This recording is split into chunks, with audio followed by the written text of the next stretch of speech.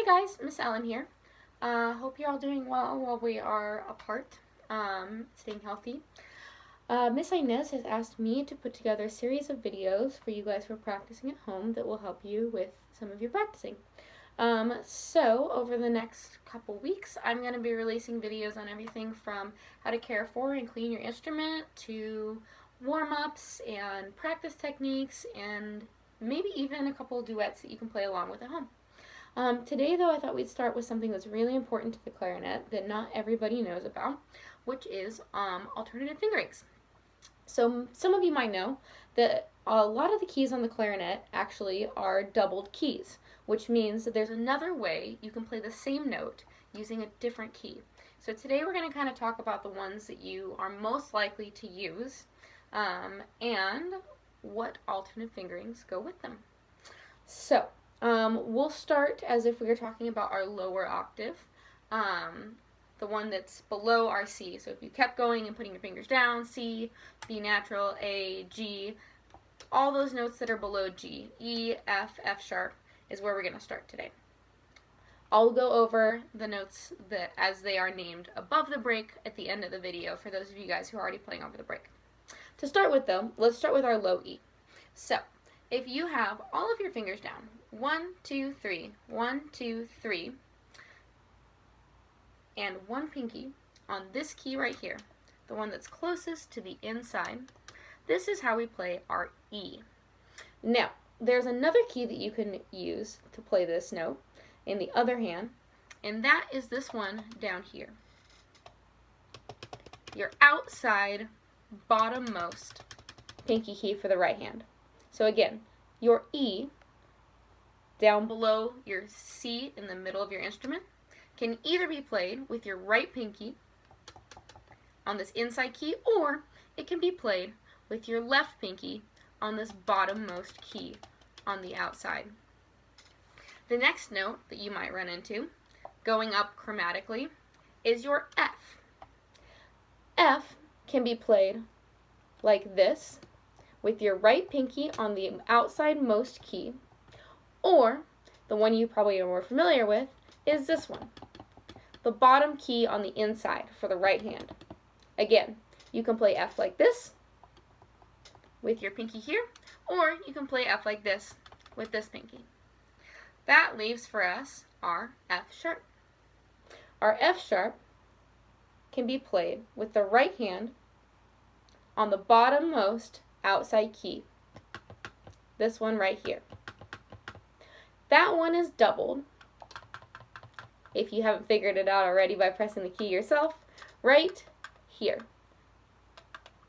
Your topmost outside key. Again, F sharp can either be played here, or it can be played here, which leaves one pinky key and a little mystery for us to solve. You might have noticed, if you're observant, that the pinky keys on this side, there are only 3 of them. We've got the one we use for C, we've got the one we use for C sharp, we've got the one we use for E. This one right here is how we play our C sharp that's in the middle of our instrument. But if you look down here at the bottom, for your other hand, there's 4 keys.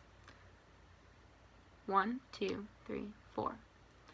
This key we haven't talked about yet, and it is the only pinky key that doesn't have a double on this instrument. This key allows us to play our G sharp, also known as our A flat.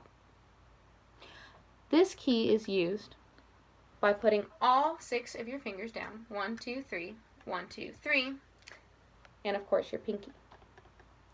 Now, because there's no other way to play this, it's really important that if you have a passage of music where you're going from one of these other notes that require your pinky to a G sharp or A flat, that you don't use the same pinky twice.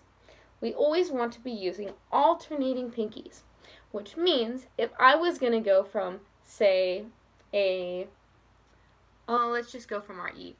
If I was going to go from my E to my G sharp, I would want to use the E key that's right here.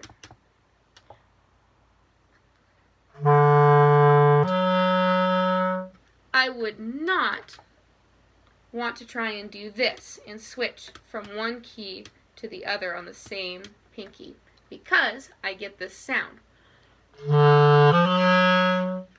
Because this pinky can't press down both at the same time, there'll always be an extra note in there that we don't want.